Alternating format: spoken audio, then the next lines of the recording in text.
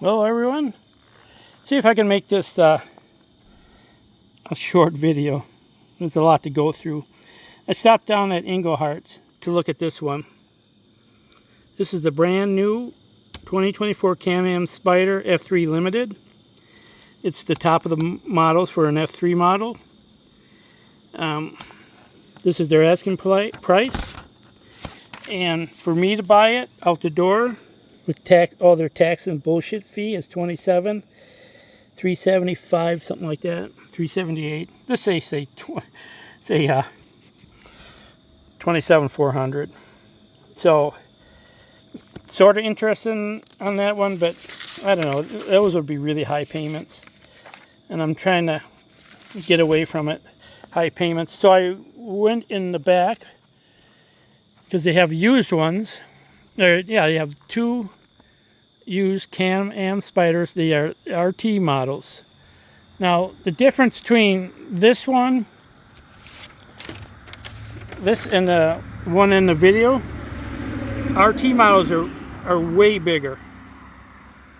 And there's a lot more better options on it. Even though this is a 2024, the 2022 that I have the video on has more options, and it's way bigger. It's a really nice. The RTs are pretty much the top of the line besides the Sea and Sky. The Sea and Sky are just overpriced junk. So we went back and looked at the 23 RT model in the back, and as soon as I saw it, I could see it was in rough shape. You could see the guy wasn't taking care of it. So it had 8,200 miles on it. They wanted $22,000 for it.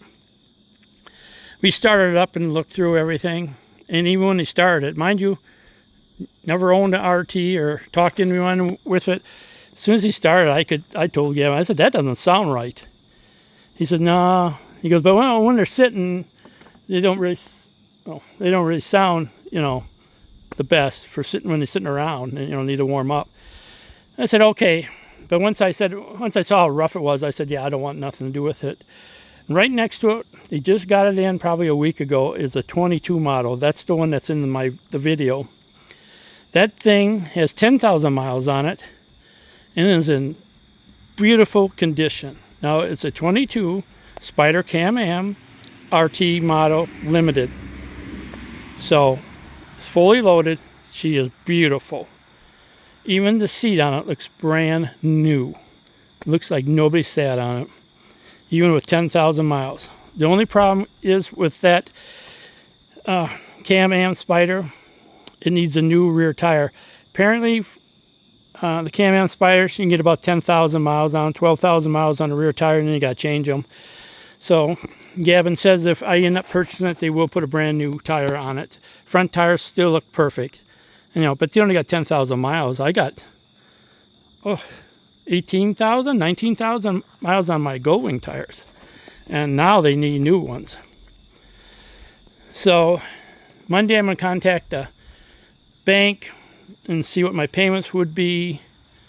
What else? Then I got to call the insurance company and see what my insurance monthly payment will be. And then Tuesday, on the 23 RT model, that's not in the video. That's a 22. The 23 out the door price is $24,805. But I'm not buying that one because that is in really bad shape. The 22 is in, like I said, looks brand new yet. And when he fired it up, God, that thing sounds perfect. Fired right up. It just sounded outstanding. Just purring like a kitten. So he said there might be the same price, might be maybe $400 or $500 less. So, but he said just for now, figure $24,800 for it. He said even though it's a year older and has 2,000 more miles on it, it's in pristine condition. So hopefully one of you guys watching won't go down and snatch it from me. But yeah, so I'm going to call the banks, see what my payments are. Now, we figured out the front end, the width of it is 63 inches. I always thought this was 65, but I remeasured it today from, this is the narrowest point, from there over to this side is 71 inches. So I got a couple inches to play with. So I'm going to have to raise up the ramp a little bit so I don't get a bounce and it shifts either way. So we'll see. I'm hoping it fits in here. Because if it doesn't, and I have to get another shed, you would not believe how much money I will lose on getting a new shed. Now, the Can-Man Spyder, whenever I get one, I'm pretty sure I'm going that route, it would fit in that brown one, but it'd be like trying to get it, in and out and stuff. So, and then I could keep the blue shed and pay it off, but it wouldn't do me any good, because if the Spyder's not going to fit in, the shed's not going to do any good. So I cannot see paying another year for the shed. Like I said, they're rent to own. I already called Big Shed's rental company and told them what I might have to do. He said, no problem. Just let them know, and they'll come and pick the shed up and take it away and put the new one in. All for free. I don't got to pay for any of that. Then I have to start the buying process again. I really love this blue one. I can custom order another one, same color, which I would do. So I just going to need one with a bigger door. I'm going to first wait and see when I get the Can-Man, if it's now or next spring, and see if it fits. If it's too close, I'm just getting rid of the shed and buying a new one. Not going to play around. I'm going to try to relist Bumblebee. We talked about it down at the dealership. He said try to get 48 and go from there. I really want to list it for 52 to 55, but I think I'm just going to try 48. Quit fucking around. I'm just going to put in the ad, no low balls. So I just want to get rid of Bumblebee and get that Spyder, if it's still available. We'll see. But I just got back from a ride down to Madison. Had lunch with my sisters. Excellent time as always. And Bumblebee is running fantastic. I was running, this is Wisconsin. The speed limits are 55 unless you're on the interstate, and then they're only 70. I was running about 72 down to Madison and on the way back. If I ever get a speeding ticket, it's going to be on one of these machines. So, but damn it, Bumblebee is running smooth.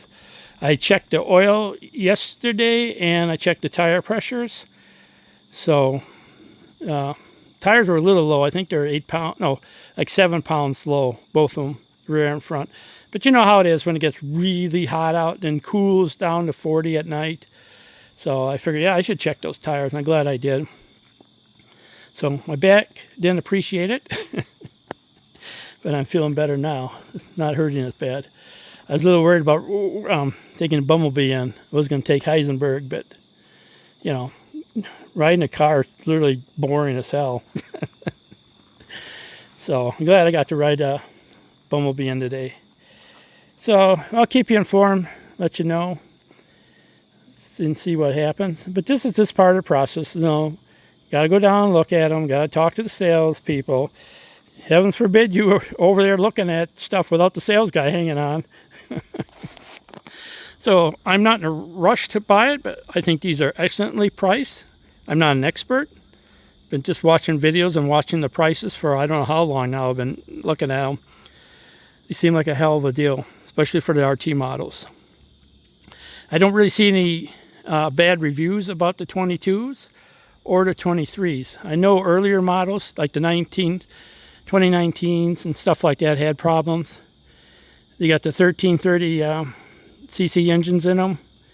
When he fired that thing up, it just sounded beautiful. So, okay, you guys, have fun. Like I said, the reason I make these videos for I can rewatch them.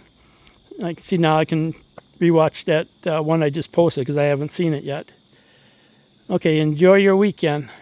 I got a couple of good solid days. Actually, no, I think tomorrow is supposed to be rainy and windy out. So I'll go walking that day. So I got a a long ride in today, almost probably 200 miles. Time I got to Madison and back. So, okay, you guys, enjoy your weekend.